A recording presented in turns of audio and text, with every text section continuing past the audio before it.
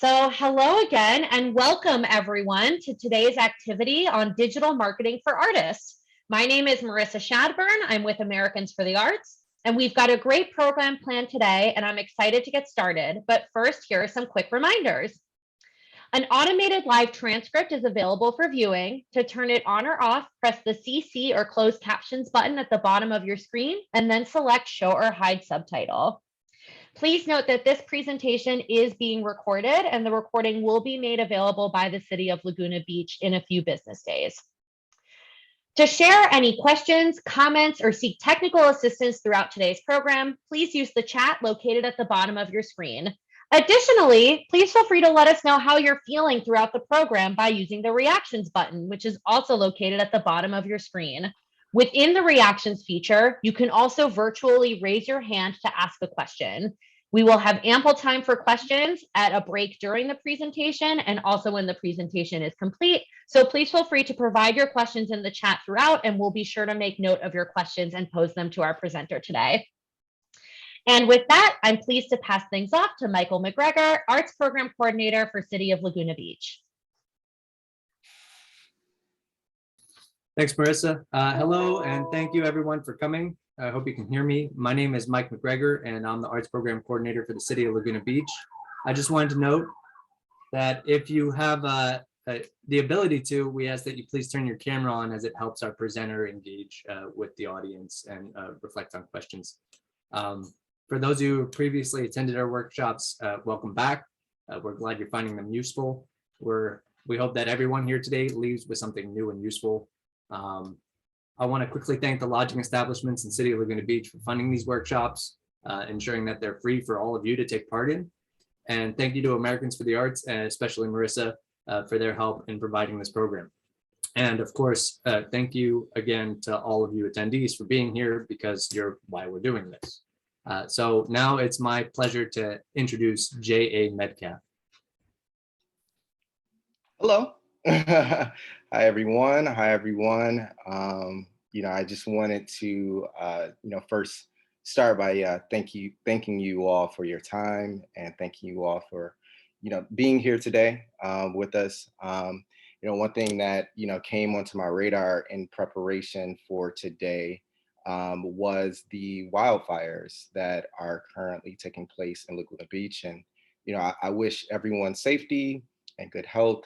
And, I'm sure the city is well prepared to be able to jump in case of further emergency. But, just wanted to let you know I'm, definitely thinking about you all within the community in that regard. So, so let me go ahead and pull up some of this information here that I have prepared for today. Let's see here. All right, if you just bear with me for one moment.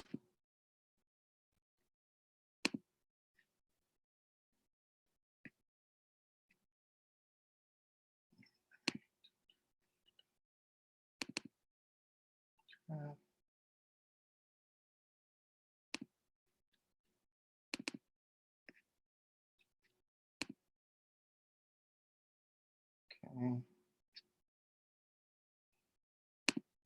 All right. Can everybody see that? Can I get some thumbs up here? All right, great. Actually, you know what? One moment. Back up. All right. So I am Jay Medcalf. I am a visual artist, specifically a painter. And so, I definitely want to, just level set the room as far as how today will be going, and some of the information that we'll be covering over digital marketing.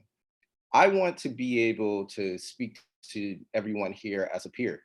I'm not necessarily going to be coming from some level of expertise where I have all things figured out and all answers. And, I would hope that we will be able to share resources, share perspectives, insights, as, many of us are all a part of the same industries and communities.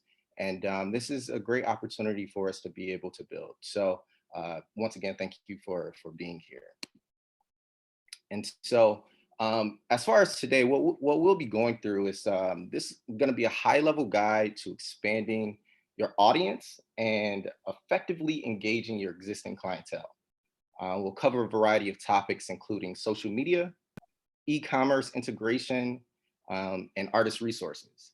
And so, one thing that I also will be asking for, and I would hope you all would be able to entertain me in this, is I'll be asking for some engagement via the chat. And so feel free to like raise your hand, feel free to drop in some questions.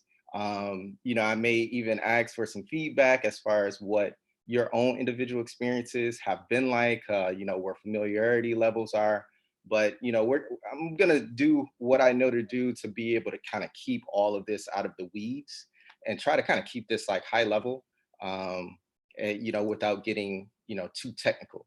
The topic of digital marketing itself is vast and wide, and I'm sure if we ask every single person here what digital marketing meant to them, we would all get different answers. And so, unfortunately, we don't have, a ton of time to be able to go through all of the intricacies and details and, specifics of the topic at hand. But what we do have is some time to be able to at least kind of keep it high level. So that's the plan here. So thank you all for giving me your attention. So let's go ahead and start off here. Yes, that is me. That is me there, right? I am, as I mentioned, I'm a painter. I'm an illustrator. I'm a traveler, and so one thing that I guess I probably should have led with is I am, claim Chicago as more so my home, but I am currently in Bangkok, Thailand. And so here it is just after midnight. And so I know it's morning for most of you. And so, quite the time difference, but, due to the pandemic, we can have the virtual communication and, be able to stay connected wherever we are. And so, I during the pandemic, I decided to and I want to say that was like late 2020, and was working remote, and some opportunities presented themselves for me to be able to continue what I was doing and see the world while doing that. And so landed here in Bangkok. I don't know if anybody has actually been here. If you have been to Bangkok, please feel free to send me some suggestions in the chat. I have been here now just for about 3 months, and well, actually no, 2 to 3 months, and so far it's been a great fit. Beautiful culture, beautiful art scene. Haven't got a chance to check out the museums yet, but really, really looking forward to that. You can also the j.a.medcalf. That's my Instagram page, and by J.A. Medcalf is going to be my website. So feel free to go ahead and check that out there too. All right, so just to further iterate, I'm I'm an artist too, and so at the same time we have to always be able to be forthcoming to show our work, and I think that is something that I really wanted to talk about today. Is I can understand the sensitivities about how much we invest into our craft, how personal it can be, but at the same time, we're business, and we have to be able to support ourselves. We're here to be able to fulfill our responsibilities. We're definitely here to make money, to further be able to give us the options and opportunities in life that we so desire, and to be able to do that, doing the things that we love, is really the sweet spot. And so my mediums of choice, they're going to be acrylics, spray paint a little bit. I can't say I'm a great graffiti artist, but sometimes I can use it for a little backsplash or something. But oils is great. I don't know if I really have the patience to really be able to refine the oils. And digital is more so my latest medium. It's been a great way to be able to do some pre-planning for a lot of the the traditional painting works that I'll put together. And so here's just going to be a collection of different pieces. They're all going to be inspired by, culture, my own life experiences, sports, entertainment. I mean, there's one piece in there about Chicago. It's a train situation that, I used to take and had a lot of ideas that really came out during one of those rides. And so, but yeah, just a little bit about my background. And again, I'm coming to you all as a peer, and hope to be able to connect with you all offline, and we're able to exchange some works, and I'm able to check out and admire some of the beautiful artwork that you all have created as well too. All right, so a little bit more just about kind of how I got here, and the backstory before we kind of get into the nitty gritty about the digital marketing piece. I'm a Midwest kid. I came up in St. Louis. Came from like a working class family, and I at that time, St. Louis is a place that we got a chance to kind of get back to here and there, but over time, my family relocated us to Grand Rapids, and I don't know if anybody is from the Midwest. If you are from the Midwest, or have been there, or any of these places that are listed, feel free to go ahead and engage. But yeah, so came up in Grand Rapids, went to high school there. In high school, found an early love for CAD design. That's going to be like your computer aided design, and I really took to it. Won some state competitions doing it, and at the time, I didn't realize that was a part of the visual aesthetic interests that I really had. And even though it was all computer graphics at that time, I hadn't connected the dots that it was really artistry at the core, that was really driving that interest. And so I went off into to Western Michigan University. Started as an engineering major, doing some CAD design, and I got through my freshman year of college, and I realized that the rest of the engineering curriculum was just not something for me. Shout out to all the engineers out there. We need you. Special place in humanity for all of us, but I don't know if that was really my calling at the time. And so I switched to be a marketing major. And so finished Western Michigan University as a marketing with a marketing degree, moved to Chicago.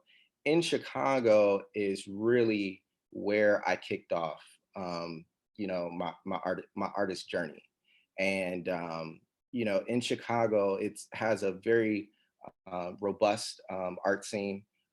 There are no shortage of opportunities as far as things to do, group shows or corporate collaborations, or murals around the city, or whatever it is to be. And I'm sure you all being from Laguna Beach, and being there, I do understand it's a very rich art culture as well there too. Just looking up some information, noticed it was like 100 plus art galleries within the city, and so I think that's pretty cool. But yeah, when I was in Chicago, I ended up jumping into painting again, and really was able to reconnect with my initial love for being able to create. And at that time, I was still working corporate, had a lot of different analytical and supply chain logistics kind of roles, but um, the creative interest was something that I decided to moonlight at night by doing. And I know within our field, many of us, will have our day jobs of, to be able to kind of fill those gaps of responsibilities. And by the time we get home, we'll jump into our craft, and others, will be at it full time. And so whatever your journey is, there are many paths to be able to take, but just fully embrace yours. And so with mine, did the back and forth thing of you know having both hats for quite some time, but eventually needed to just make that leap. And it was around 2020 where I decided to pretty much fully make that leap and jump out there to be able to do a little bit more with the craft, and decided to quit the 9 to 5, go all in on my craft, and yeah, just totally go for it, and that's where I am now as a full-time artist, freelancer, and every now and again I can do some speaking gigs and everything like that. So definitely finding more ways to be able to make it work, but really thoroughly enjoying what I'm doing and being able to kind of buy back my time in that regard. So, as this whole thing is about digital marketing, right? And, I want to be able to get into kind of what my light bulb moment was about digital marketing, where my understanding was in it, where I was going wrong, what was like, and just what was happening. So, um, around 2019, I did my debut solo exhibition, and it was self-produced. I didn't do it with any galleries or anything like that. I pretty much built out a team. Got all my paintings together, rented the space, and self-funded it, and it was a huge success. I had several pieces sold, a lot of merchandise sold, and but I think the thing that really threw me, that I couldn't anticipate, was coming off of such a high moment and not knowing really where to go after that. At the time, I was still working by day and doing my artistry by night. So to put together a full exhibition while still having a day job was definitely challenging. But coming off of the exhibition, just kind of ran into a rut of like, okay, well, this was a really great high, but I'm not really sure how to be able to capitalize on this momentum that was gained.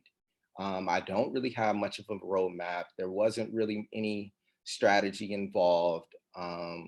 And, I, just realized that I was kind of just doing things, really wrong. And if I wanted to be able to continue to go forward, then a lot of things, really, really needed to change. And so, um, I had to ask myself some questions here.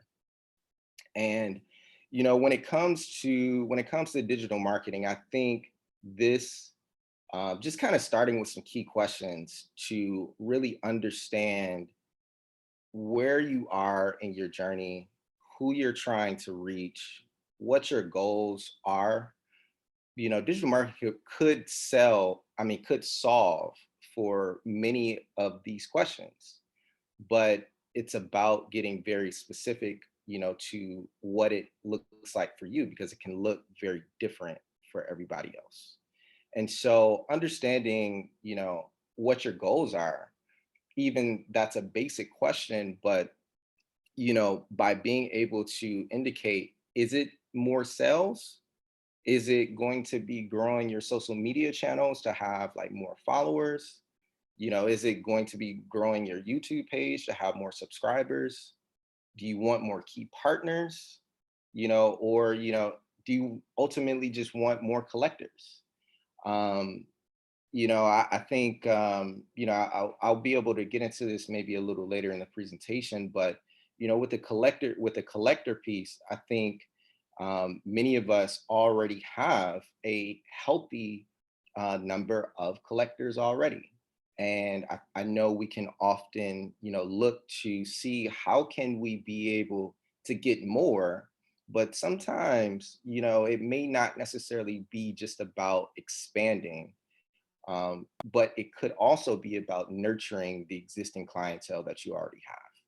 And so I think that can be another point in which, if you're able to speak directly to the clients that you do already have, that you're able to extract more from that, and they continue to keep coming back, which ultimately would be great. But getting into the what has worked and what is working now. So I did notice that it wasn't all bad. Some great things were happening, but a lot of things, a lot of dots weren't necessarily being connected at the time, and so um, also noticed that when I was had to think about the type of product that I had as far as wall art or original paintings and things like that, um, that's a very different buying experience than running to the mall and go picking up just a quick transactional item. Um, it's just a different process of how you will well, just how someone would approach an artist to do that and the clientele that we're actually serving. And so by being able to further understand that a little bit more and being honest with ourselves about what the factors that go into that kind of look like could definitely help to understand like how to be able to close that sale. And then also looking at, I know many of us will have a specific a niche that uh, is just that's just your jam, that's just the thing that you do, and it can be beautiful, it can be great, and you can be amazing at it. But looking at the market itself, is that going to be a large market? And maybe you don't need it to be a large market, but I think by just being able to identify it and really looking at that, it could be something that you choose to stick with. It could be something that continue to be able to explore other mediums, and maybe you don't necessarily move away from it totally, but you could be able to add to it. You know what I mean? If your thing is beaches, then maybe adding cottages as well, to the beach fronts, or whatever, or however else you want to do it. And then also another, I had this one highlighted. Is my understanding of digital marketing current? I don't know the last time that anybody else has looked at like the back end of like Facebook or something like that, but the business manager portal changes regularly. And so when we talk about like algorithms, like via social media, or and just different channels and ways of being able to connect with our clients, it's always changing, it's always evolving. And when I was going through these questions, my understanding of what digital marketing was at the time was so much more limited than what it really turned out to be in my later findings. And so we'll kind of get into some of those nuances as well. And then the last question is who do I see doing blank really well? And so when I match myself up against others that may be um, within a similar niche, looking at, I mean, it's okay to be able to look over, to see, what our colleagues are doing. I mean, we call them competitors, but truly, you know, I mean, we're all colleagues. And so I think there's enough there, and enough interest in what we're doing, and we have enough talent to be able to serve everybody, and everybody be able to win. So being able to kind of look at the market as a whole picture could definitely help. So as I was talking about those qualifying questions, so these are just some things that I identified in my process, um, that things that were working really well and things that I was just missing altogether. And so one of them being that I was taking the time to build a subscriber list. That is something that most of us know to do, but the way that I was using my subscriber list was not um, of a way that was a call to action, that was and like giving benefits or reasonings as to why, people should buy my work or invest into what I'm doing. Um, most of my list, I think at the time, I was making the mistake of just, I would send out like end of the year newsletters, and it would pretty much just be announcements about, milestones that I hit, and kind of keeping people updated. But it wasn't from a standpoint of, running a sale, or giving, announcing maybe a giveaway, or asking people to show up to my next upcoming shows, or whatever the case may be. And so it just kind of felt real bare minimum at the time. Um, the creative blocks, and setbacks. I mean, I think that can be something that you know is very common within our profession. And the creative blocks, I mean, I think specifically was, by splitting my time between, doing a day job and doing, kind of pretty much my, painting by night. It was just taking a toll. And, from a mental standpoint, I was just fatigued, physically fatigued. And that doesn't really help, to be able to stimulate the imagination. And so, from a just so to think about new innovative ways of being able to connect with my audience, it just wasn't there. I just didn't really have the capacity to kind of give that. And so something had to give in order to make room, to be able to do more. Um, Third, I had no strategy whatsoever. It was just kind of one of those things of you just kind of like post and hope. And I know, sometimes we can, just upload our work to maybe, if it's going to be social media platforms, or if it's going to be various marketplaces. But there is more that can be done to be able to drive traffic, to those specific places, with some intent. Kind of got some planning, just do it.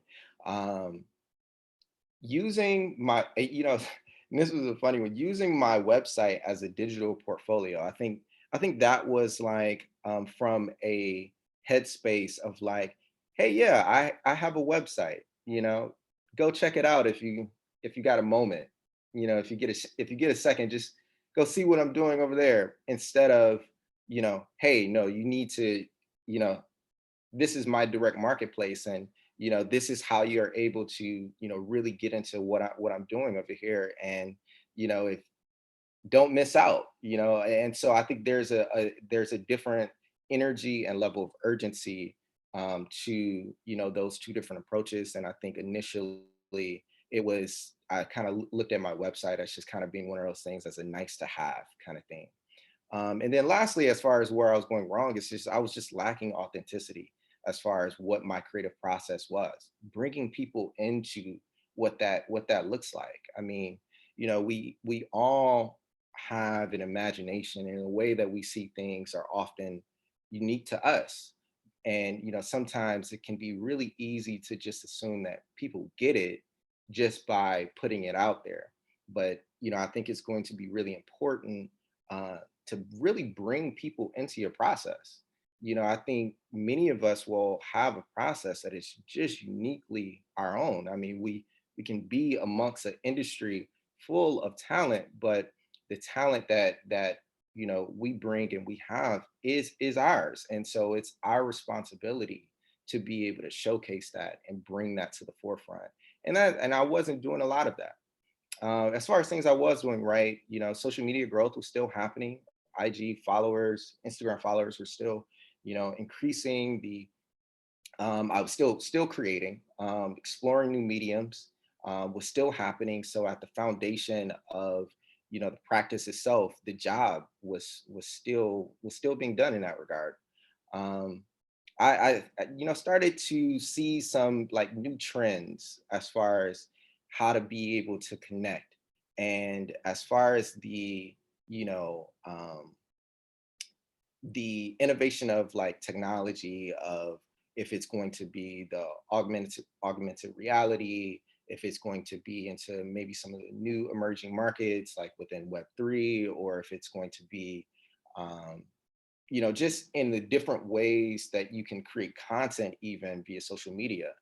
Those things were interesting, and um, I was gravitating towards those. And as also as a part of our journey, I know many of us may do original works, we may do collections, but commissions is a big part, can be a big part of the journey. And I was still getting buyer interest, and I was still taking commissions, so that was going great. And I was still very serious about what I was doing. I think maybe my actions maybe looked a little different, but as far as from a personal interest and seriousness level about it, um, was still very much so invested into what I was doing, and just on fire, just as on fire for creating as I was on day one. So, as we, kind of, well, as I was kind of going through some of those questions, and thinking about thinking about how to be able to change, or how to be able to implement maybe new ways of kind of going through things. I noticed that, this time and season that we're in really is promising. It can be very promising and very lucrative even, for the space that we're in.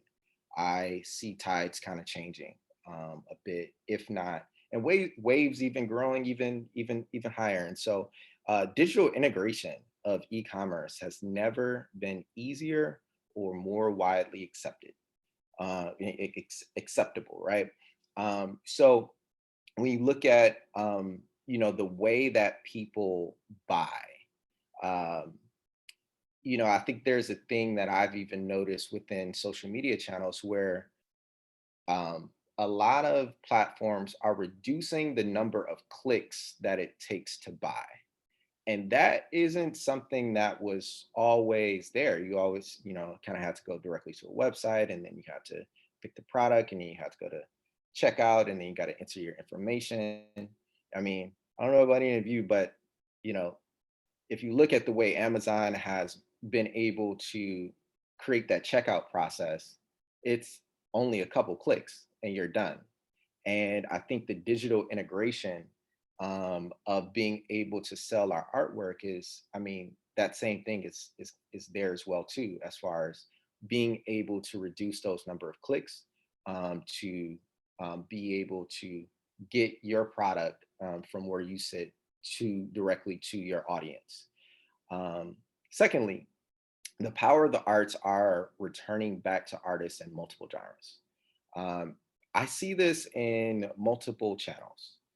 We look at music, and as far as music artists being able to go directly to fans, um, that has never been easier. You look at photographers, or anybody that would have licenses on their creative forms, like the way to be able to incentivize, like to be able to create revenue for yourself is, it's pretty much returning your artistry back to you. You're able to connect directly back to your fans. At the end of the day, you can eliminate third parties.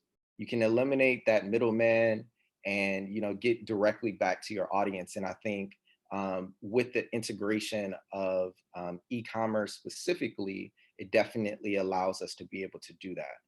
And then also, lastly here, we have pretty much the interest and priority of collecting is steadily increasing. So I noticed that the art market globally is looking at like $65 billion. And as far as the leader from a country standpoint, it's going to be the US.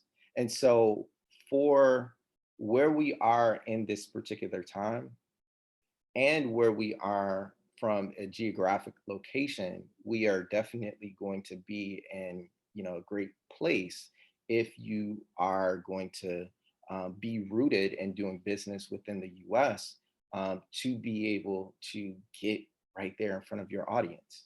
And so, with all of these three factors, all of these are going to be positives. They're all going to be moving in that direction to be able to get us much closer to our goals.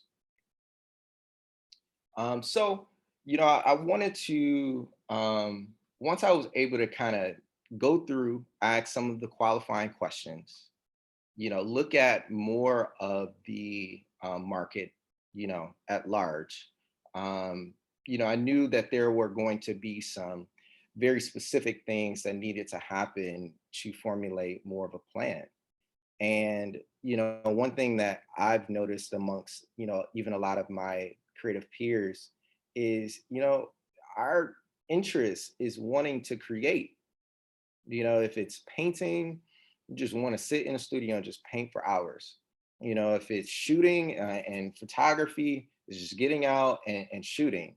You know, if it's going to be working with your hands, well, getting cover and whatever materials or mediums it is that you're working with, that is going to be the fun. But in that, though, you still have to be able to identify additional priorities that will be able to work in conjunction to that.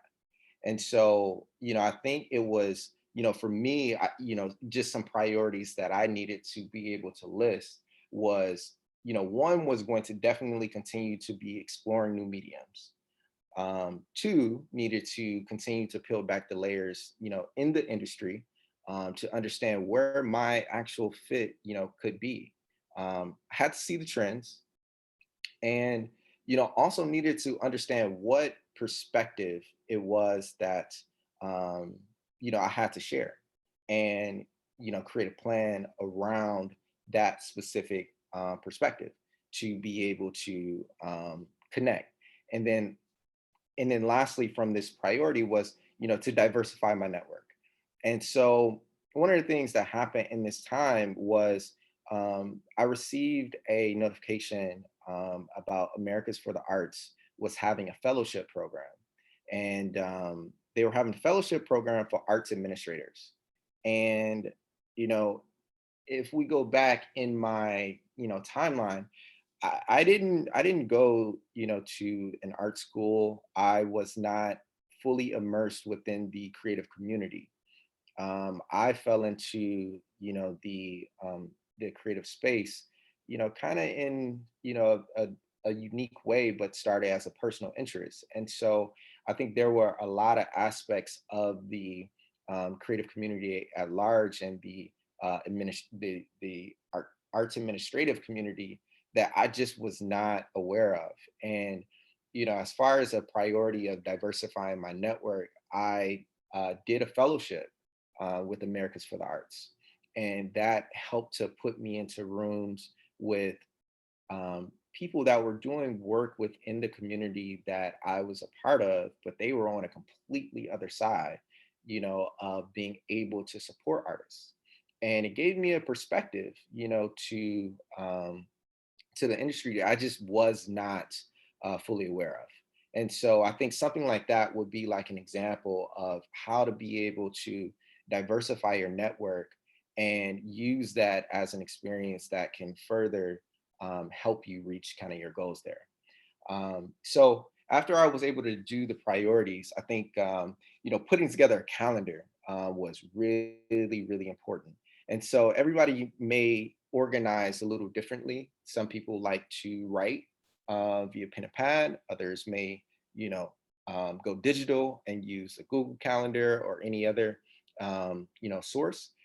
For me, I use an ink and boat planner. I think that is definitely my jam. I just like the way that they have structured how to do that, and it's something about writing that just helps me with muscle memory. And so by doing that, that really helped.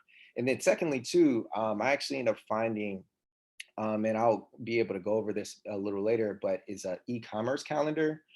This really helps to be able to show the specific buying dates and and holidays that may be coming up throughout the year, to be able to look at the calendar fully in advance and see the things that are coming up, it can really help with your marketing plan. It can really help with identifying how to be able to split up your time between when do I need to be sending out these newsletter announcements, when do I need to be running the marketing campaigns, when do I need to be focused on creating, and when do I need to be connecting.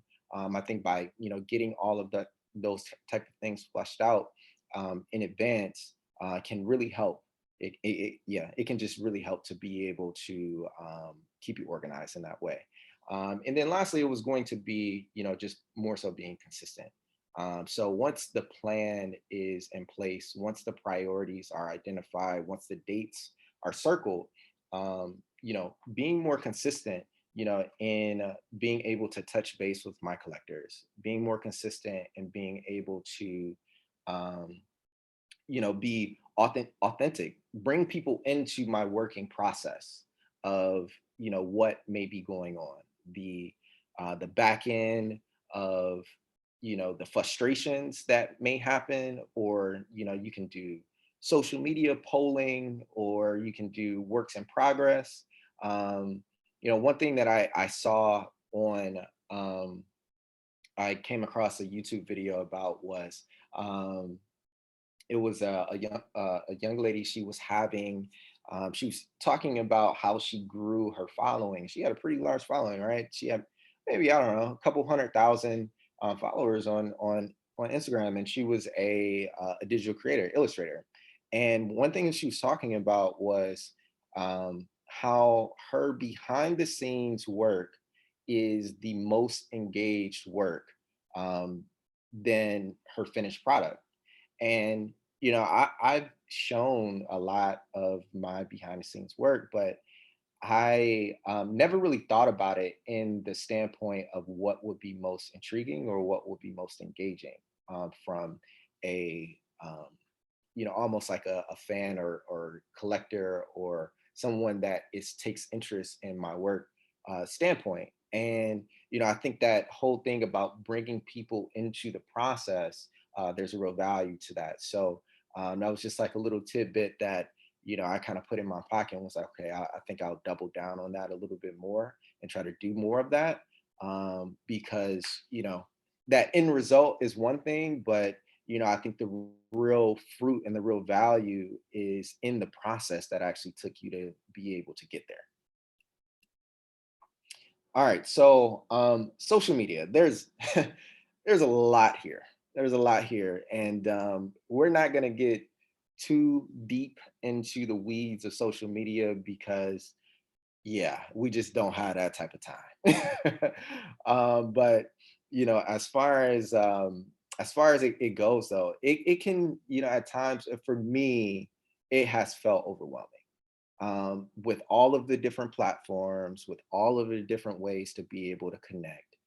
I just felt like whatever your medium or whatever your preference is, you choose that and just be consistent. Was thinking about it as I was like kind of putting it together. And I was like, I really kind of felt like it was kind of like a pick three and just keep moving. Can't do it all. If I try to do it all, I spread myself too thin. And so for me, I think Instagram, LinkedIn, Facebook, would be, some of my more so go-tos. I think, LinkedIn as a whole is can often be a very underutilized platform, especially for the creative community. Many of us feel like it, isn't maybe it isn't tailored specifically for the creative community. But I had an opportunity to do some projects with LinkedIn in Chicago, and I, had been able to work a lot with the internal team, and they really are trying to do a lot more to be able to support the creative community at large, with different features and tools and, partnerships and everything like that. And so I would definitely suggest, maybe tapping into that channel as well too. But you know, if anybody has their preference or their top threes or whatever, feel free to go ahead and, you know, drop them in the chat and, you know, let us know, you know, what's working for you. You know, Patreon specifically is one that I'm not so familiar with, but I do understand is a popular one. Pinterest itself, if you got your SEO, you know, then, you know, a lot of your work can end up on Pinterest, you know, just by, you know, putting it out there on your other platforms. But you know, that's a little bit about the social media piece. But whatever you go with, just be consistent and stick to it, and let the rest just flow.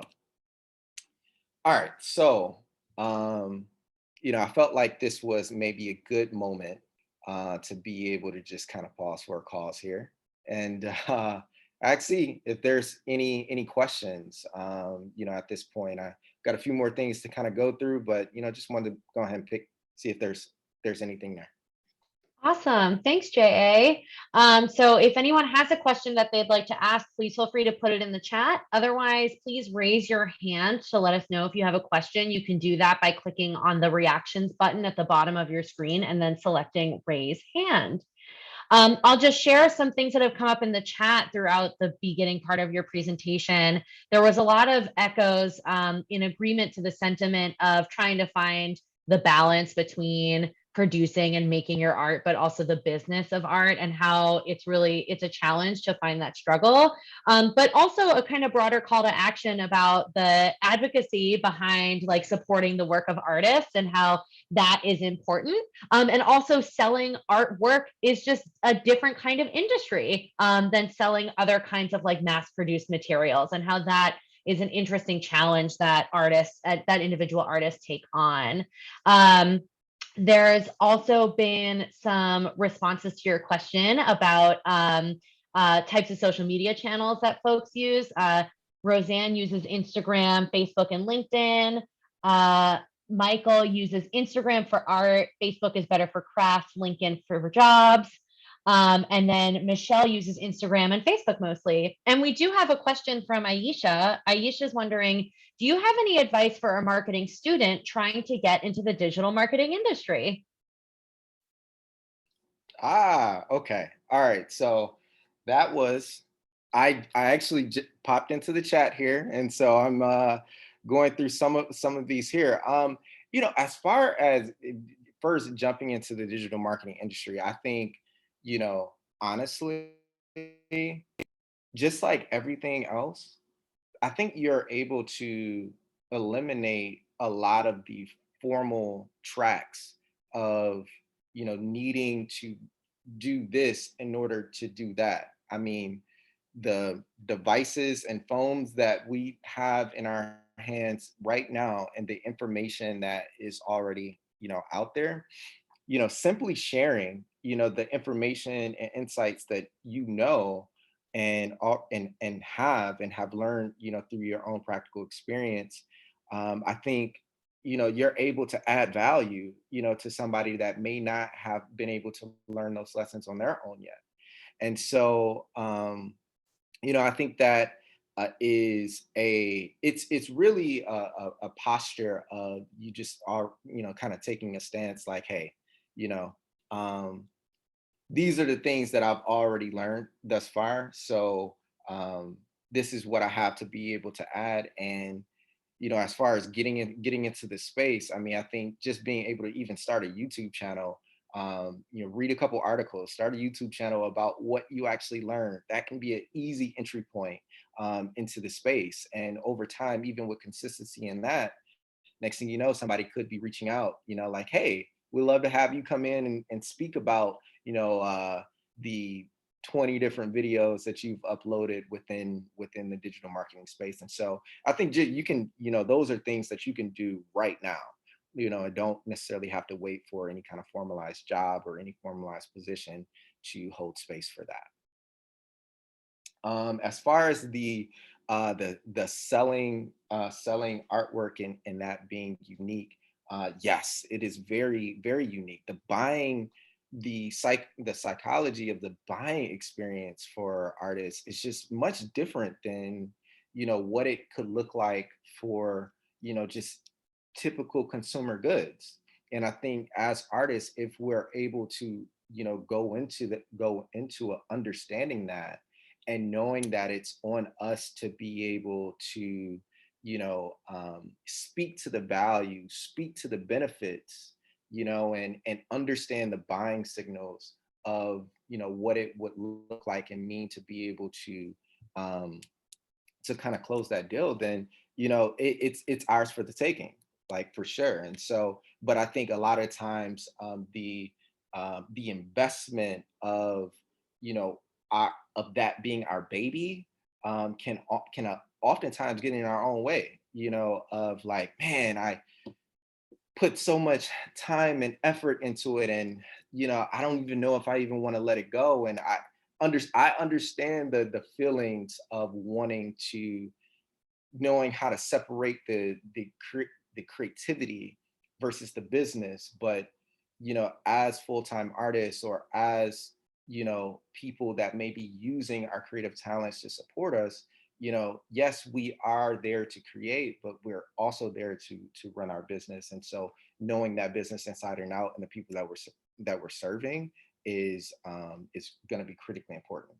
And then thirdly, about finding balance, as far as between work and your creative practice. Yes, it's a struggle. I don't even know if I really even have a solution for that. Like, I just, kind of feel like, you got to understand like what your capacity is, and if and find the time and find the room where you can, in that.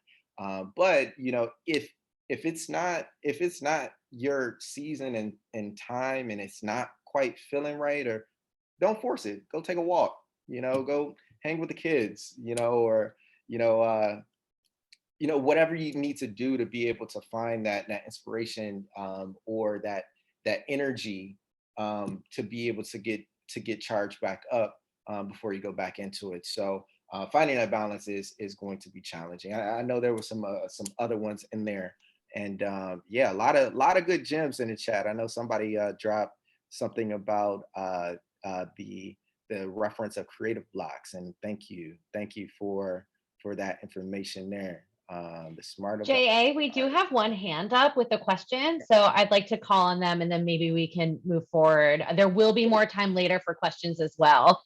So Mikhail? Michael, thank you. hi guys.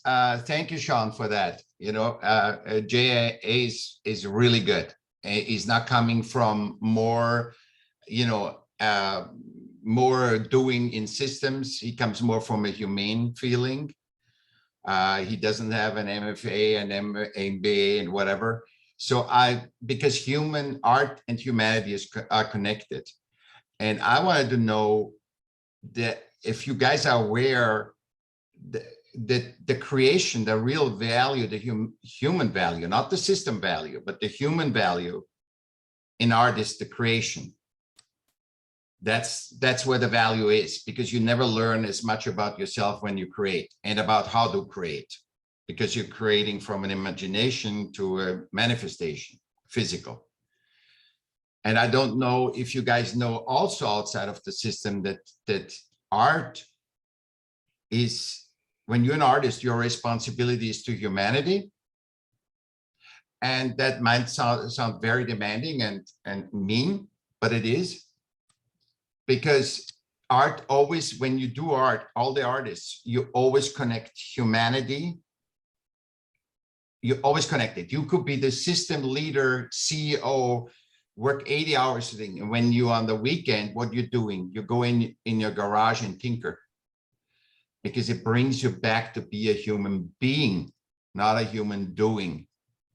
And that's, if we forget that and get so involved into systems, I've seen artists, they're better in their social media than any company that's professional with 100 people. One artist is better in LinkedIn, Instagram, how to sell, how to collect emails than any company chef. but we don't believe it because we just all do everything we can do. And the problem is it drives us away from creating and being an artist. The more you do the job of selling, the less you're an artist. It just drives you away. The two don't mix. One is always rising. It needs to be always better, more, and it's always change because it's so hard to get always more. And the other one is creating the deepest sense of you, the godliness that you have as an artist. And that's all I want to say. I just want to have your feet. I want to get people in and say, hey, I resonate with this, or I don't care. No, I do. I definitely resonate with it. I think something that I, had, I did a painting a couple years ago that was about Albert Einstein quote, just imagination is everything. It's the preview to life's coming attractions. And so so as far as what you were saying, as the connection of artists to humanity and having a responsibility, I wholly agree. Even every space that we occupy, we're sitting in somebody's ideas. If it's even the chair that we're sitting on, the table that we're at, the glasses that we're wearing, the shirts that we have on, they all start as ideas that are rooted within creativity and the arts. So I think that responsibility of humanity piece is spot on. So thank you for sharing. You're welcome. All right. Any other questions at this time? No, not right now, but I will just remind everyone that we'll have more time for questions later on in the presentation as well. So please feel free to continue putting them in the chat and I'll make note of them for when we're ready for more questions. All right. Back to you, J.A. All right. Thank you. All right. Okay. All right. So this piece is going to be specifically for visual artists. I understand that we may have, a lot of different mediums and practices that are on this call here, but I can only really speak from my experience as a visual artist and painter. And, one of the things I had to started to understand when I was thinking about the psychology of the buyer that I am selling to, and how that can sometimes be a patient process of, when you buy art, it's a lot of times not a impulse purchase, like going into, the local, grocer or even the mall, even. And so, if, we are, in a position of just, pushing our original artwork, then, we're kind of limiting ourselves to only being able to serve those that are ready to buy and in a buying position to do that. I think it's going to be important that we're able to diversify even our artistry and how we're able to do that. And so, I have a couple different tiers, and this is just my approach to this. And, as far as originals, being, and can even look at this as being a tiered from price points, the originals being highest, all the way down to merchandise, being, kind of at the lowest level from, a buying like standpoint and cost standpoint. And so, going from originals to a limited editions to open editions to merchandise. And so, I think it's interesting, right? Because this can be sometimes a little controversial, because I think some may feel that, it could water down your originals. It could, dilute, maybe what you're doing. But, I think it's going to be interesting to be able to give people an opportunity to buy into what you're doing at all levels. Because just because somebody doesn't necessarily come in and get the highest piece that you have off the rip, doesn't mean that in the future even if they started, with some merchandise or, a print or whatever, that they won't come back and grow into, a collector at some point. And so I think by giving a variety of options to be able to create offering could be a way of bringing in passive income, of entering a new channel and further evolving beyond maybe what has already been done. And so this is somewhat of a model that I've started to work in, and specifically because of my unique situation of being halfway around the world.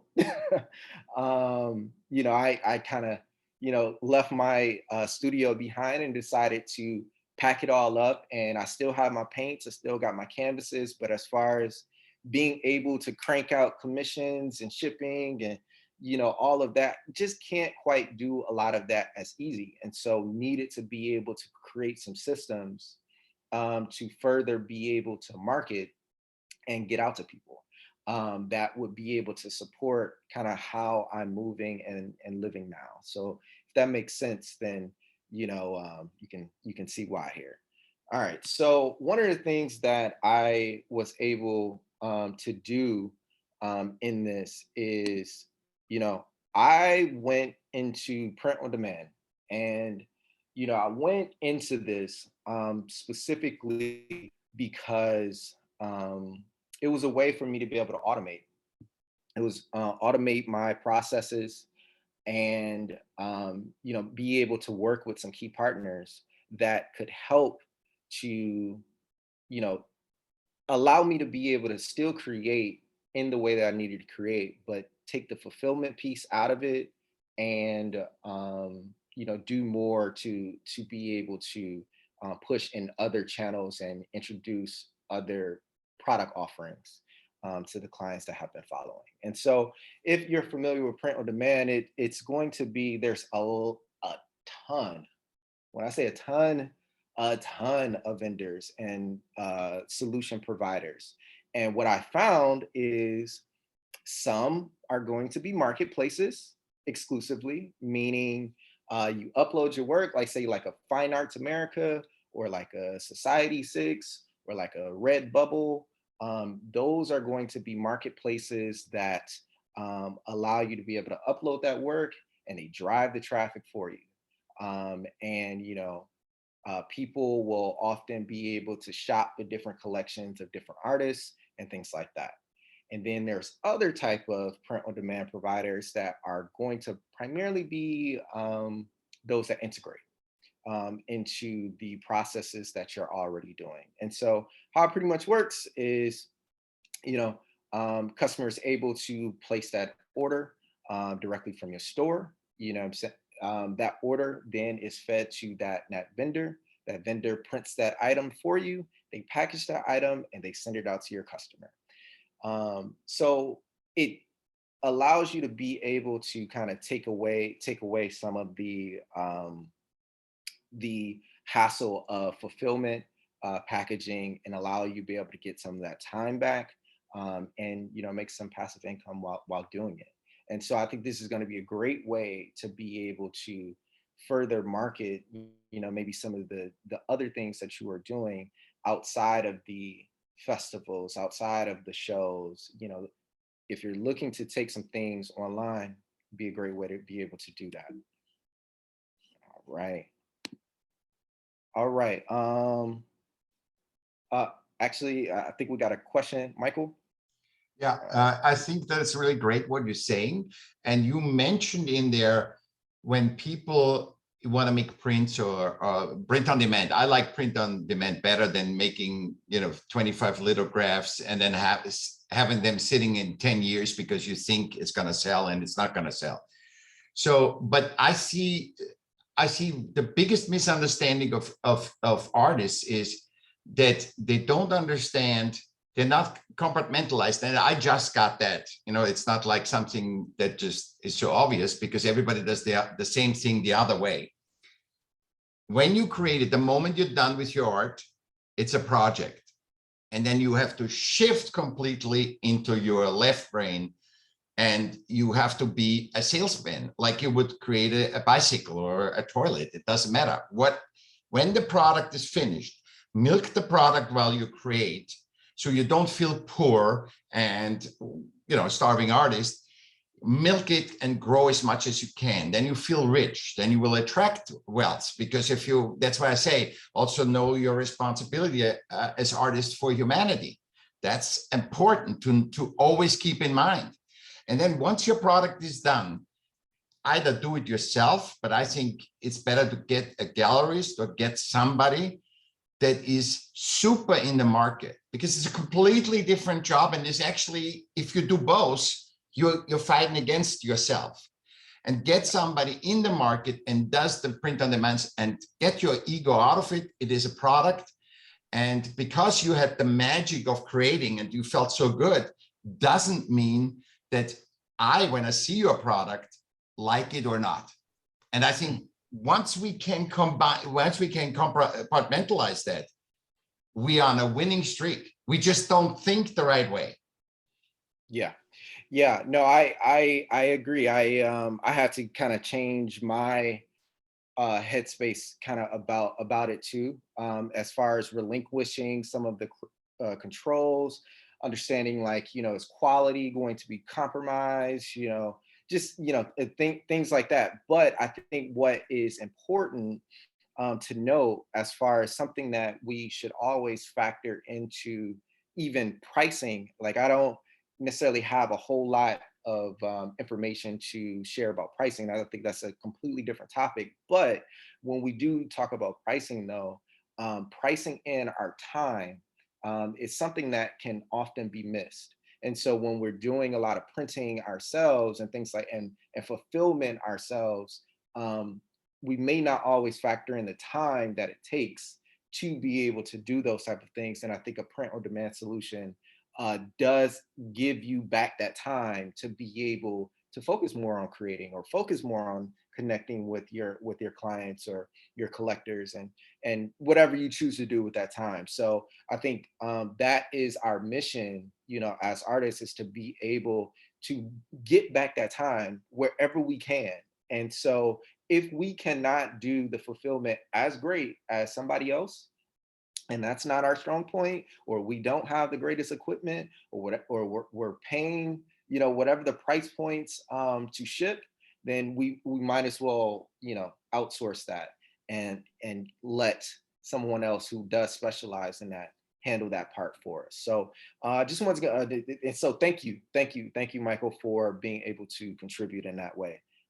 So just wanted to jump into some pros and cons of it, and this is, you know, going to be just like from perspective and experiences that I've had, you know, in it. But, you know, it is going to be quick product creation. So from the standpoint of, from the time that you get that work done, you get it, you know, color corrected, or, you know, you take, you know, your master images and you're then able to upload it, the time frame to be able to get that from, you know, a digital file to actual physical product, you know, could easily be 7 to 10 days. So that's not too bad. You lead with that expectation as you are marketing and selling these products, to be able to keep expectations where they are. I think, you know, that could be a reasonable turnaround for people. No equipment required, so you don't have to worry about storage. You don't have to worry about, you know, shelling out tens of thousands of dollars or thousands of dollars even for some of these advanced printing stations, or, you know, machines.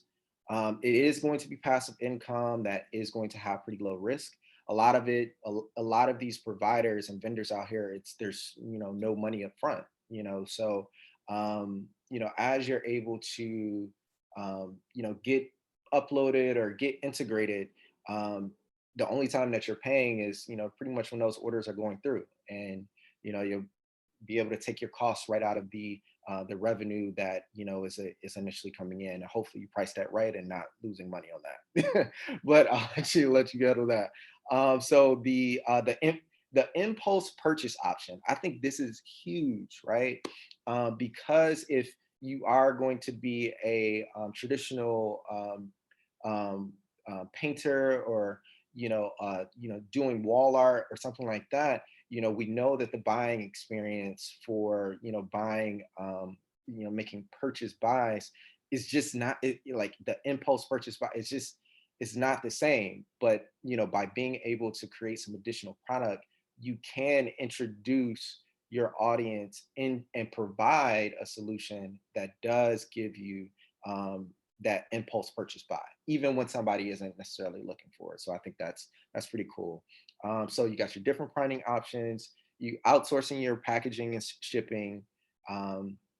The As far as the inventory, what Michael was saying, you don't necessarily have to keep a bunch of inventory on hand. And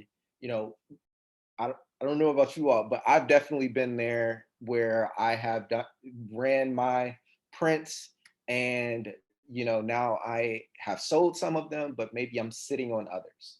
And the upfront cost was the upfront cost, and so that money is gone. I think by being able to kind of change that around a little bit, gives you allows you to be able to keep a little bit more money in your pocket, or divert that money into some more immediate solutions to be able to help you further market. It allows you to be able to have back time.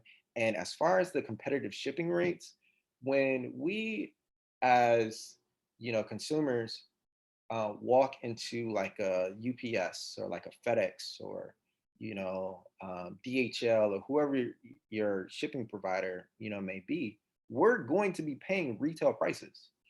Um, Unless you have commercial rates that you were able to negotiate in advance, um, you're likely going to be paying much higher. And so, from a competitive shipping rate kind of standpoint, by being able to allow a different fulfillment provider that is already shipping out thousands of units on a monthly basis, it allows for you to be able to take advantage and jump on a coattail pretty much of that.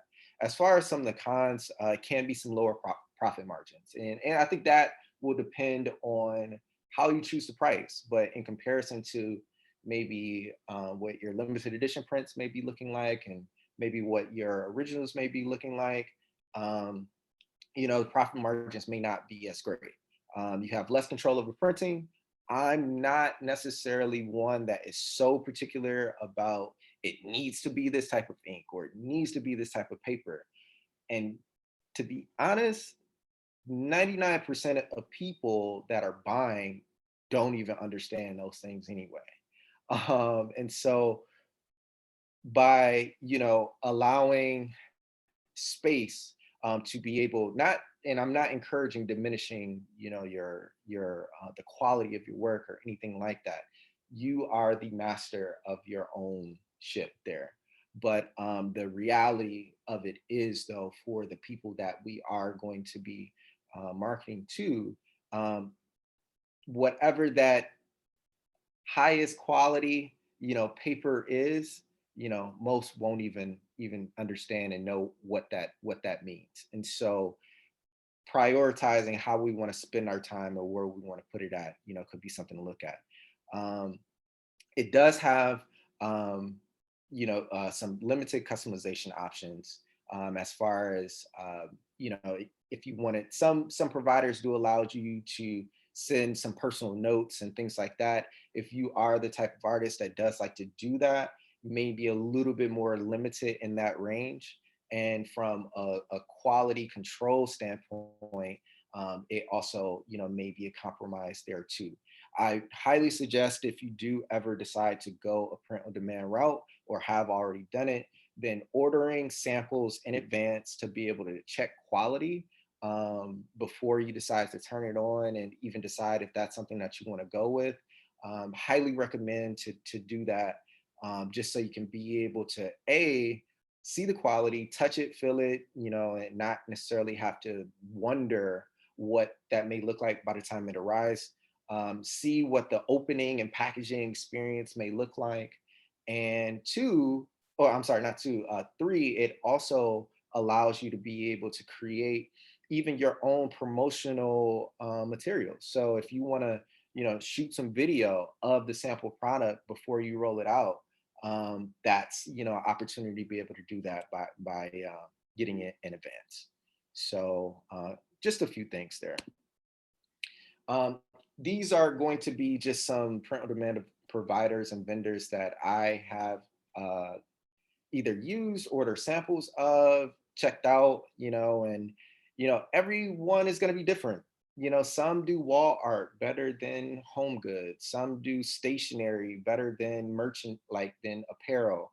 You know, whatever, you know, direction it is that you're looking to go with it, I just highly suggest, you know, check them out. And I'm not endorsed or sponsored or anything by any particular company, so I have no skin in the game in this. This is again just some things that I've came across, and you know it's 5 mentioned here, but you know there are literally hundreds, and so take your pick and start wherever you want to start in that process.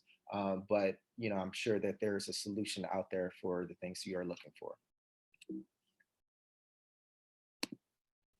All right. So, all right. So let's take a look at jumping into kind of like the next topic here. We got the customer flow, and so you know, as artists, I don't want to get again too technical and too deep, but we are in the business of creating, but we must be in the business. You know, I think the creating piece is oftentimes our passion, our love, but we do have to understand if, and this is it depends on your approach and your reasoning for creating. If this is to fulfill and sustain your livelihood, then yes, I would assume that probably are in the business of needing to retain and grow your customer base. And so understanding how we actually do that, and you know, it's not kind of from this like post and hope, you know, kind of approach of just posting to like a social media platform and then just hoping that somebody buys it. You know, there can be a little bit more strategy in the middle of that, as far as you know keeping your customers updated, and your collectors and clients. You keep them updated via, you know, marketing campaigns, newsletter announcements, sales updates, you know, a schedule of events of, you know, the different festivals or the different exhibitions, you know, that you will be a part of. um, you can do that via newsletters. You can do that via social media. You can send personal notes and, you know, personal emails. And so once somebody buys from you one time, that does not have to be the only time that they are, you know, to be able to support, you know, what you're doing. They're already invested in and already have an affinity and a draw to what it is that you're creating, and the messaging and perspective that you're sharing. So to further continue to groom that is our job, and we have to fundamentally understand that, you know, and to get lost in the creativity of it is that could easily become our enemy. And so too much of anything, you know, could be bad is kind of my motto on that. And so but you know I think identifying the reasonings for, you know, why you're doing what you're doing is going to be your own unique journey. And the things that I'm saying here is no blanketed statement. It's no catch-all solution for everybody. These are just things to kind of help in that ideating process that would, you know, be specific and work well for you. All right, so I know this is going to be a big topic as far as, all right. So let's get to the money. Let's just talk about it. Let's talk about, you know, how do we generate more sales? And so, you know, we've already kind of covered, you know, a lot of these different things here, but one of them being, um, you know, I put together like this list of 10, and you pick what 1, 2, 5, or 10, resonates with you. But, anybody that is going to come and say, that they have the solution, the silver bullet to, having booming sales tomorrow. I don't know if I believe that. I don't think that really exists. I think whatever it is that we do, we just have to be consistent enough at it. We have to have a plan, for it. And, we have to be committed to that. And, I think that is going to be at the core of whatever it is that we choose to do.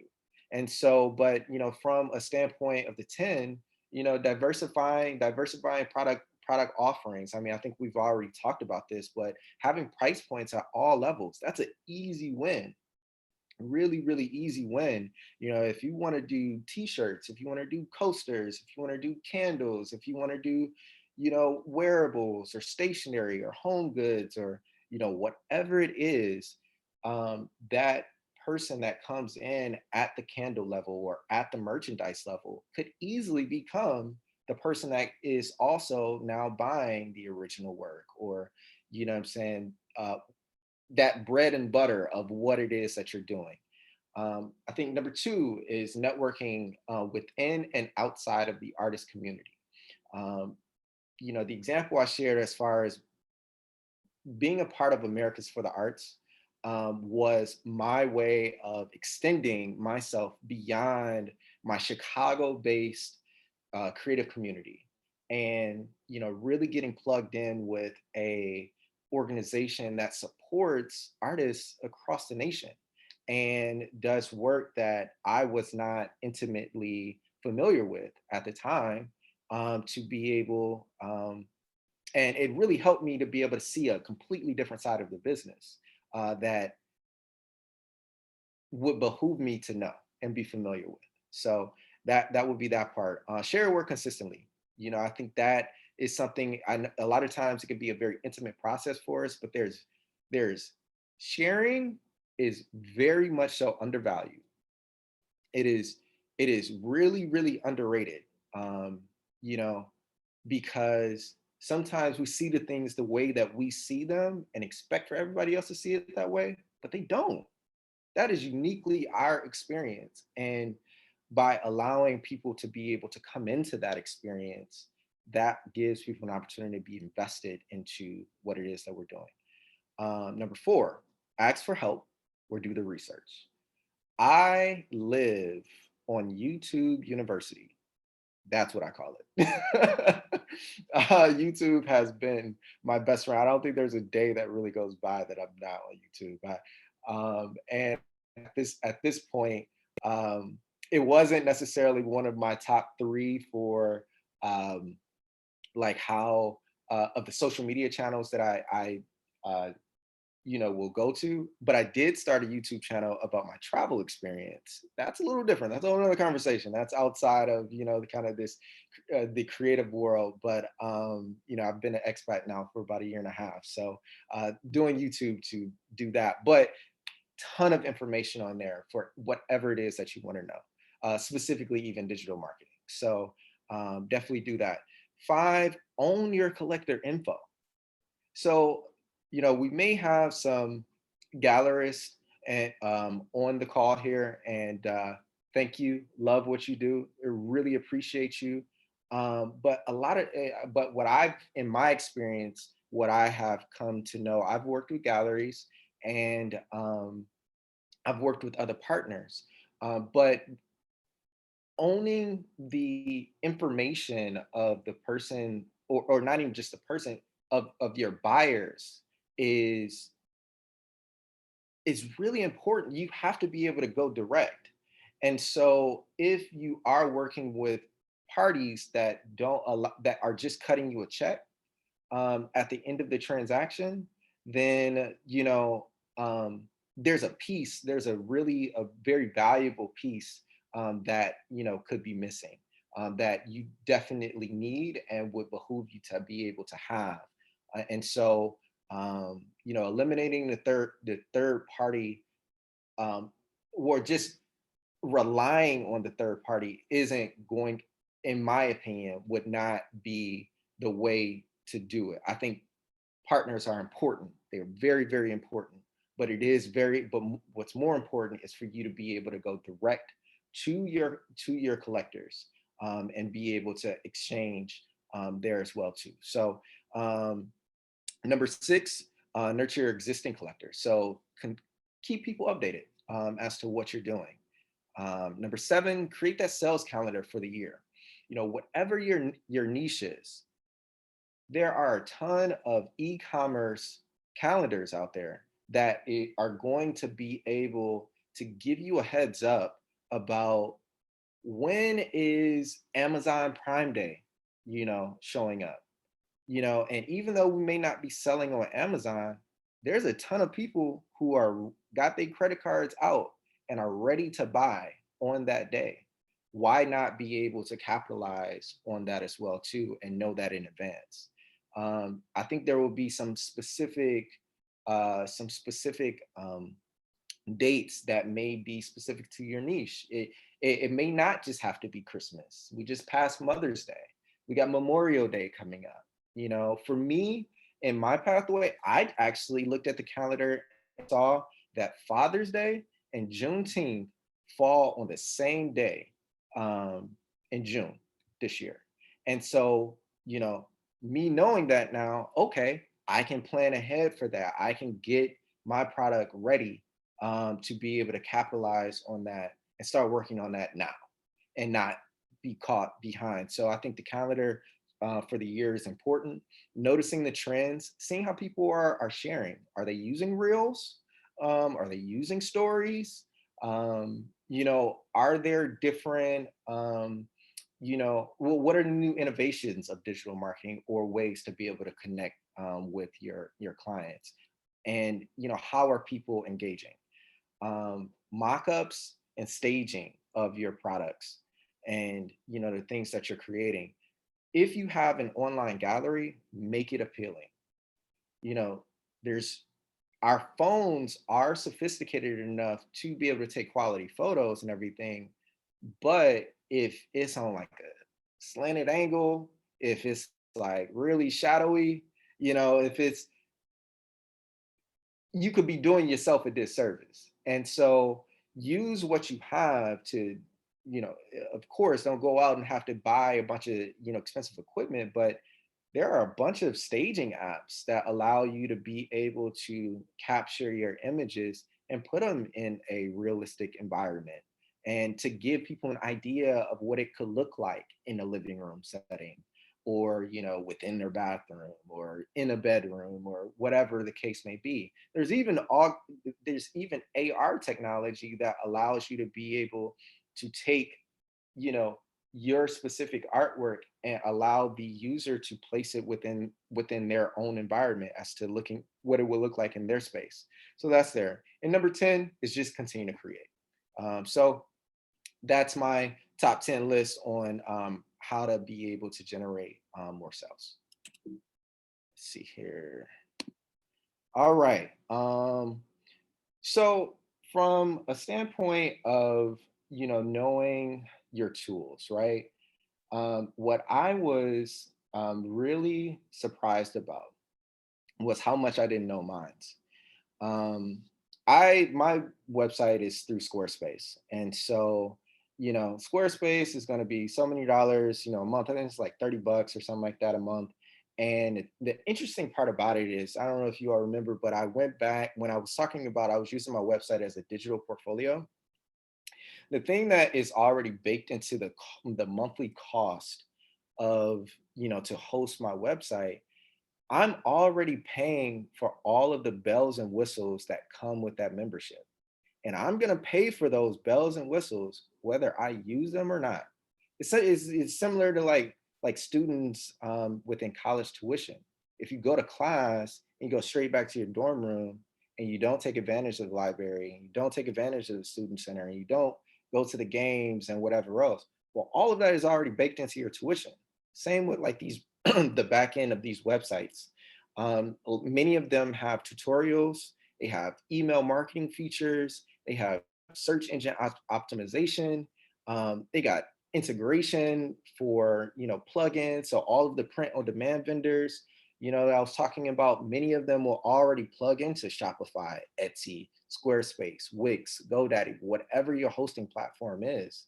And, if a concern may be, hey, I don't know when to do it or how to be organized in that, they got posting schedules already there too. So, if you are paying for these things on a monthly basis already, milk it for everything it's worth. A lot of this stuff is already there and we're already paying for it. So let's get the greatest value out of those tools that we do have. Hey, Joe, I don't want to interrupt you, but I think Isabel had a good question regarding directing customers via the website to inquire via email for pricing and things like that versus actual direct purchasing through the website. I don't know, Isabel, did you want to ask that question in person? Okay. Okay. All right. Yeah, I can take it. Isabel, feel free to chime in if you want. Here I am. Yeah, Okay. here I am. All right. Can you hear me? Yes. Yes. I Okay. can. So here's the thing, and I'm loving this, by the way. Thank you. God, it's so many layers, and I'm getting it. And you really maybe are answering my question at the same time as I'm asking it. But and I get that, you want to do as much as you possibly can. The whole idea is for people to see your work. And I do understand you saying, look at Amazon. There's a pattern there that we should learn from. I get that. But I'm also torn. The only reason that I haven't done direct sales through my website is because I love that people are emailing me to ask, and then I'm really, I really personalize. I mean, I look up who these people are. I look at their zip codes. I understand a lot of information before I respond. I even, what shipping costs might be, so that I can build that conversation in up front. If someone just goes to my website and hits buy, and then my work is expensive, some of it is thousands of dollars. So I've been torn about having them not contact me directly and just going to a platform where my prices are there and you can buy it, which takes me out of it. That's my question. The balance. Yeah. Do you get it? Yeah. Okay. Yeah. No, Thanks. absolutely. I think it's definitely a personal preference, for sure. I think the way that I look at it is, when I think about the consumer buyer habits that we can often, be used to, such as because of like a Amazon or something like that, the convenience of the reduced clicks and, just getting to the point of what it is that I'm looking for. And if it takes too long, that could eliminate, some people that would be serious about doing it, but maybe they just don't have the time or not prioritizing the time. And it sounds like it is just as important for you to be able to make sure that your artwork is going to a good home or even a good collection or good collector. And that's important.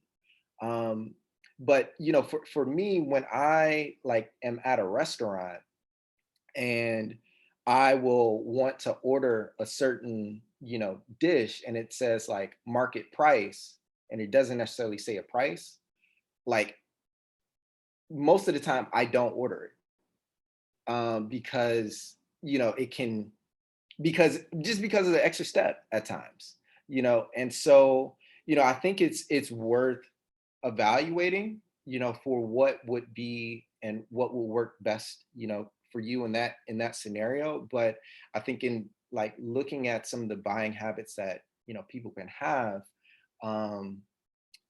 for some it can be a deterrent of going there and sending that email, even to think about, is there a way for you to be able to capture how many people go to your site to check out your work they want to buy.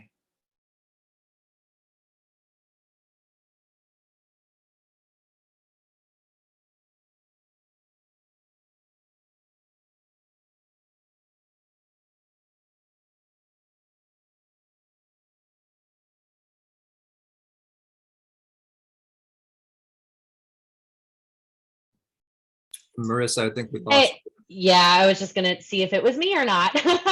You never know. So let's give JA a moment to reconnect. I'm loving all of this feedback and these comments that are being shared in the chat. I want to thank you all so much for participating in this way. And it looks like JA has returned. Oh my gosh, I am so sorry. That was like the fastest return I think I've ever seen on a Zoom call, for the record. So that's awesome. Thank you. Okay.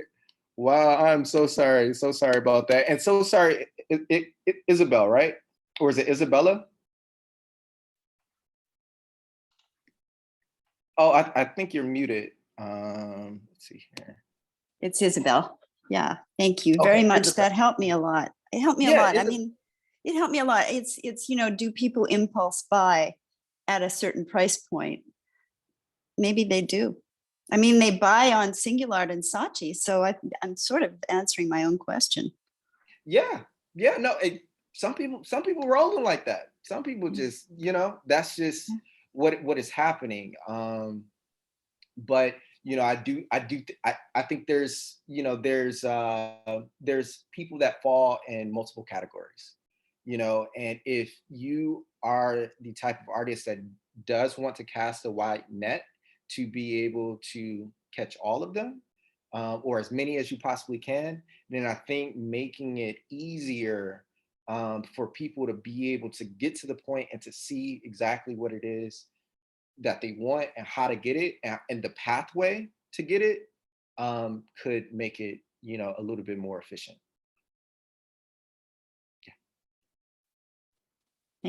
Thanks, really. All right. Thank you. Very helpful. You're welcome. Okay, all right. So I think knowing your tools was where we left off. I am so sorry, everyone, about the disconnection there. Okay, so I know we're, getting close on time, and I wanted to be able to leave some more questions here, but these are just going to be some things that I'll use. I just decided to just throw this in here. No, I don't work for Apple, but I know I am promoting their products here.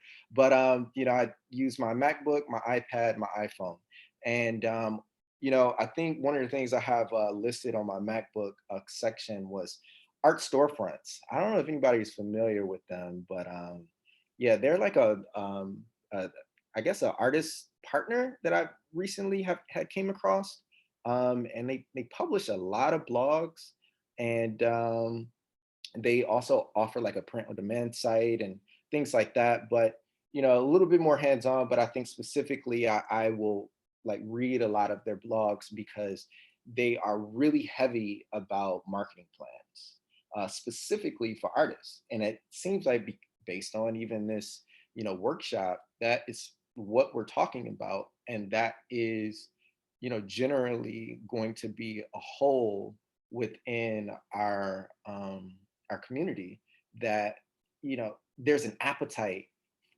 to be able to understand how do we sell the products that we sell, how do we get in front of audiences that we need to get into, and what those marketing plans are. So I think they do a good job with being able to convey some of that. Not endorsing them. If anybody's worked with them, I've read some of their reviews. Some people have loved it, some people not. I'm just reading the free content here. So that's that. My iPad, I am big on Procreate, big on Canva, big on Illustrator. As far as a key marketing tool, Canva changed my life. Just to be able to just put together some quick promo materials. If you want to put together some quick staging materials, if you want to make announcements or send out newsletters or whatever, they got a ton of templates on there. And I'm imagining that most people would be familiar with that, but if you're not, highly suggested to check it out. Makes anybody kind of look like a graphic designer, even if any of us aren't. So Great tool and resource there to be able to leverage on your social media platforms and to connect with your audiences.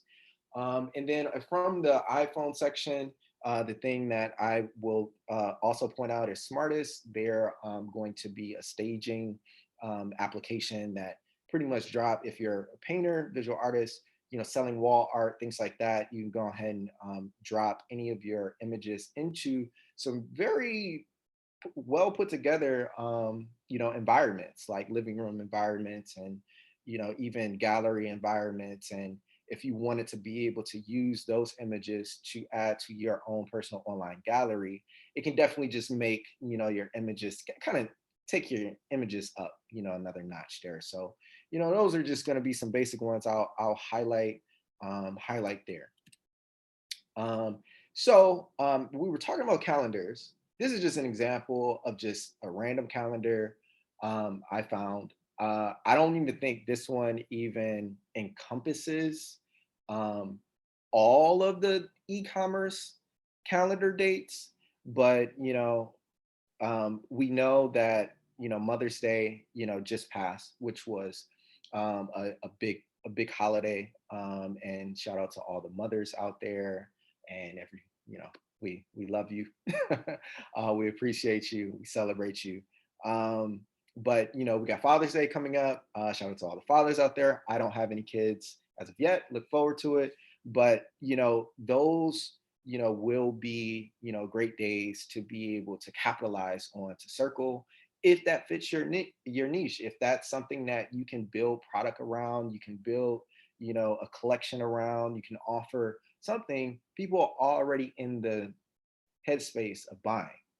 So why not set yourself up to allow them to buy from you as well too. But you can see you got Cyber Mondays, you got Black Fridays, you got all of those different type of days, 4th of July, you can do a summer sale, whatever.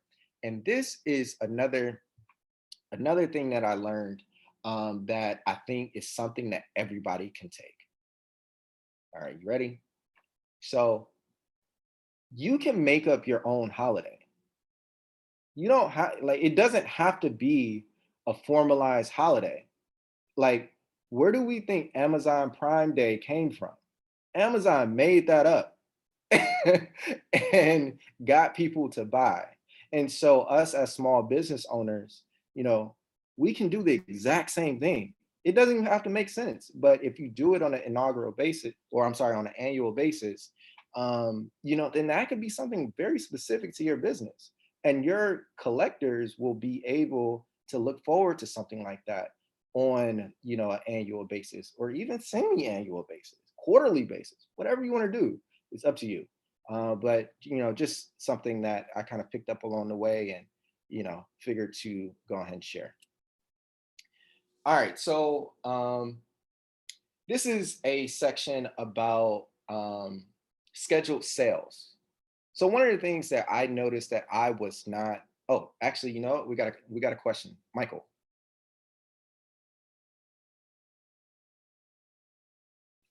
Here we go. I wanted to just say that I've just recently discovered that most people are not really knowing why they were successful. For example, I sold paintings for $11,000, $12,000, and I have no clue how I did it really. And you set that really nicely up, Sean. He is awesome how he sets it up, because it's the humanity, arts are humanity, and that's what's important, and that's where really the value is. Most people don't know. I mean, I was selected arts commissioner by 6 councilmen. I had no clue why I was selected like that. I couldn't tell you the steps. I'm telling you how it is. And I think we need to look at these chances and be conscious. That's why we are now in this world with wars and everything. We need a consciousness. We need to know. We don't need to do more things or less or different or whatever. We just need to be conscious. And then we do automatically what we do right. For example, if I tell you you have a disease, you're not going to sit there and say, okay, I have this disease. You can't, once you're conscious and you're diagnosed, you got to do something or do nothing, but you will do something, and nothing is doing something. Mm-hmm. So thank you very much. Very, very happy. Absolutely, absolutely. I'm glad. I'm glad. And yes, I think the consciousness is, within the creative community can often be missed. We are driven kind of by the passion and the love of, creating, but I think there are the other elements of the planning, the marketing plan, the strategy, the visibility, the sharing, all of these different things that would resonate, with people. We see what's happening with some of the big players around us, and giving us a playbook. I think us just kind of seeing that for what it is and not making it more complicated. We don't have to make it more complicated. As far as how do you get more clients, or how do you how did how did Amazon grow? How did Apple grow? They offered value. They spoke about their value, they spoke about the benefits of having, and what that feeling would be if you were to have, so I think by injecting some of those things that we already know and being conscious of that, it can really help. So as far as, so thank you again, Michael, for that wonderful insight. Let's talk about the sales. I'm not going to necessarily go into the how to create a sale standpoint, but these are just some factors just to kind of decide if that's something that you choose to do. You want to be able to identify what the goal is. Do you have excess inventory that you're trying to move? Do you want to drive traffic to a specific high-end product that you have? Are you trying to gain more visibility? Are you trying to make a quick buck? What's the intention behind that? Choose the right market, choose the right product for your market. I think choosing, maybe you don't put everything on sale. Maybe it's only a limited collection. Maybe it's some special edition collector's items that you choose to offer to only a select group. um, in being able to when you're building out your subscriber list and your email contacts, you can break those up in different categories. So breaking up, say, past buyers, maybe you just offer them the promotion, and that entices them to be able to come back and buy more. And so or maybe you entice new people for a first time purchase. All of these are buying habits we're used to seeing as consumers, and there's an opportunity to be able to do the same without having to reinvent the wheel. Promote the sale ahead of time. So give yourself plenty of runway. Maybe you announce it, I don't know, 3 days before, a week before. Maybe take pre-orders. However you choose to approach that. Make your wording clear, because words matter. So if it's going to be email communication, just get straight to the point. you know Say what the offer is. Immediately speak to the benefits of that. And in this, keep the time frame short.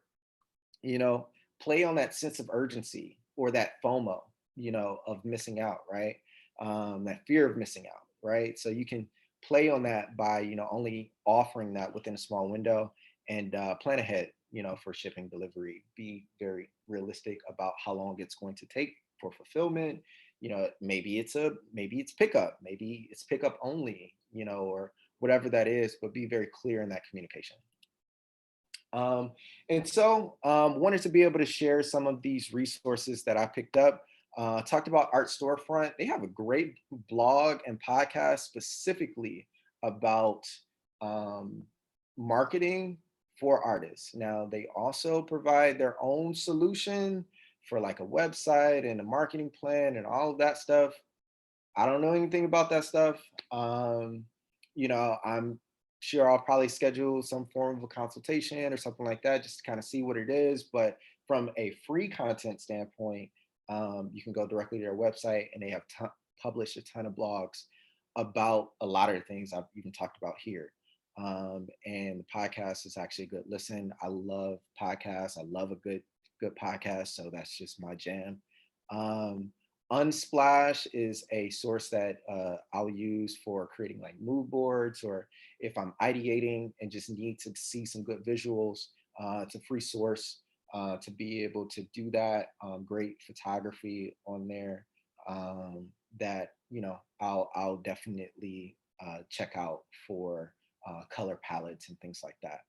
Abundant Artists offers a lot of artist resources, articles, free member content, specifically even around marketing, how to get in front of your audience, things like that.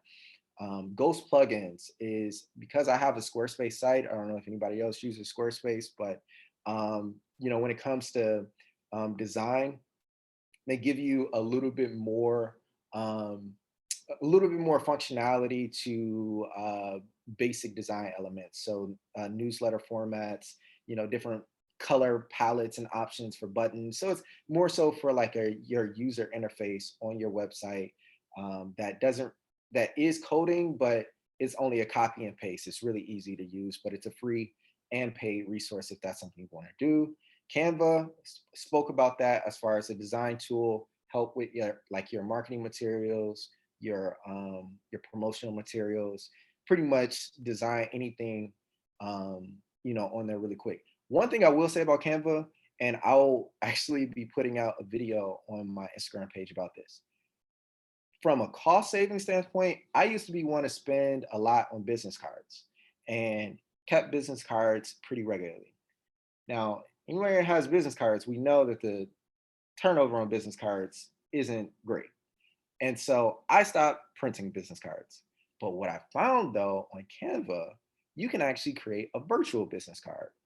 And you can literally do this in like 5 minutes. And so if you're ever in a situation where you don't have a business card, create a virtual business card, put a QR code on it.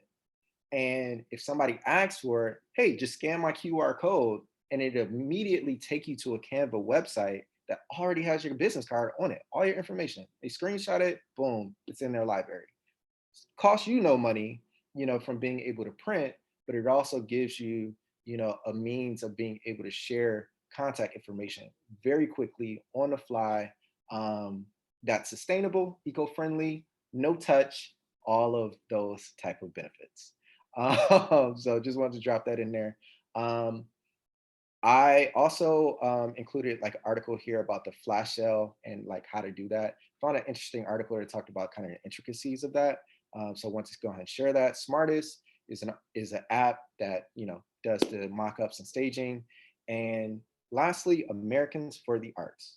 Had to shout out AFTA because AFTA website has so many options when it comes to funding, grants, jobs, blog posts, articles, just gives you insight into what is happening in the artist community at large nationwide. And so definitely check out Americans for the Arts. They did not ask me to say that, but I am saying that from my own experience of partnering with AFTA. So hey guys, thank you for listening. We reached the end. Appreciate your time. Anybody got any questions? Awesome. Thank you so much, Jay. There's a lot of applause for you in the chat and also just on screen. So thank you. I have been collecting some questions that have come up in the chat throughout the presentation, and you've actually answered quite a few of them. But I will pose some of those, and then we can open up the floor to some more questions and to some brief discussion in case anyone has any takeaways that they want to share, or an action item that they're going to take after this workshop, something that they're excited about. So just taking a few steps back to thinking about the print on demand type of platform and the type of work in that way. There was a question about, Michael was wondering if print on demand can print sculpture and work by 3D artists, or if it's all 2D kind of work, and if you've ever encountered 3D printing of sculpture materials, things like that in a print on demand kind of platform. I have not. I can't even speak to that because it's not exactly my realm. But what I have saw within like the NFT space is going to be a lot of display options that do support for those to be able to display like 3D type of work. That's not necessarily a print on demand option per se, but that is potentially a consumer good that people can buy, that once they have that, then it's a cool way to be able to show off maybe, you know, their 3D work. And that, I guess from that standpoint, that's something I'm familiar with. But from a print on demand standpoint, everything I see so far has been 2D, but they're always innovating. So maybe that is something that's coming. Nice. And speaking of just, talking about the print on demand type of business, there was a comment in the chat about the balance of the different avenues in which you're selling your art. So in terms of print on demand, but if you're also represented by a gallery, what does that mean? And needing to have that conversation with your gallerist.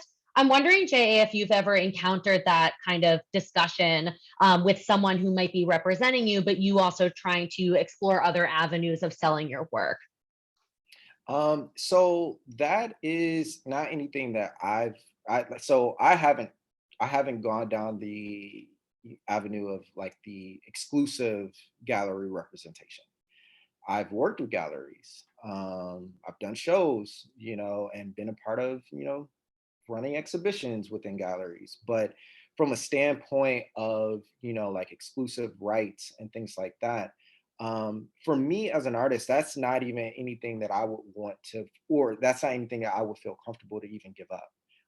I would want to be able to have free reign to do, you know, what it is that I want to do, how I want to do it. And I think that would have to just be a part of, my agreement, honestly. And so I think there are a lot of tools that are there that should allow you to be able to fulfill your obligations within that gallery, the partnership with the gallery, but gives you still some autonomy to be able to do the things that um, could just flow, for you passively as well too. And so I think, diversification, is going to be what's important. Just because some things have been done a certain way for however long does not mean that that's the only solution or how it has to be. I think with every generation and, as time moves on, innovation happens, systems change, pathways change. And from the standpoint of where we stand right now, I think artists' rights and the ability to be able to move in an autonomous way, the tools are there and we can do it. We just take advantage of it. And so it's up to you on how you want to be able to determine what the obligations and balance looks like between you and the gallery. Nice. Thank you, JA. And I love hearing a little bit about that advocacy in there, like coming from the Americans for the Arts perspective, like self-advocacy is real in terms of like you needing to advocate for yourself and for your needs, and making sure that those agreements that you're getting done, that they are mutually beneficial, right? Recognizing that someone's representing you, they're representing you for a reason, but also it's your work, it's your art, and you need to make sure that you are really being valued in that way. And value, the question of value has come up a lot in the chat too, in terms of valuing the work of artists. And I think that that's also really important. I do want to acknowledge that we are just at about time. I want to also acknowledge the amount of incredible wisdom in this room, not only from JA, but from everyone who's participated in the chat. In the chat, there's just tons of pearls of wisdom, everything from like big picture ideas to platforms that have worked for other artists who are participating in today's activity. So I'll make sure to save the chat and send it to Michael. And so Michael can share the chat and maybe some of those slides, the great links on them out with everyone who's registered. So that way everyone can have access to this information. Just that because we are about to wrap up, I do just want to put out one last call for maybe one or two more questions. If you have a question, we'll pause for a moment and you can unmute yourself by clicking the unmute button in the lower left corner of your screen, or you can put your question in the chat.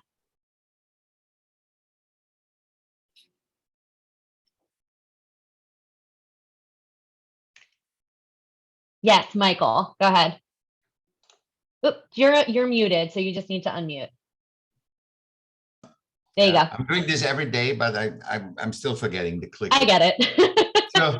So I wanted to know, can we make this a common theme? Because it would be great to start this.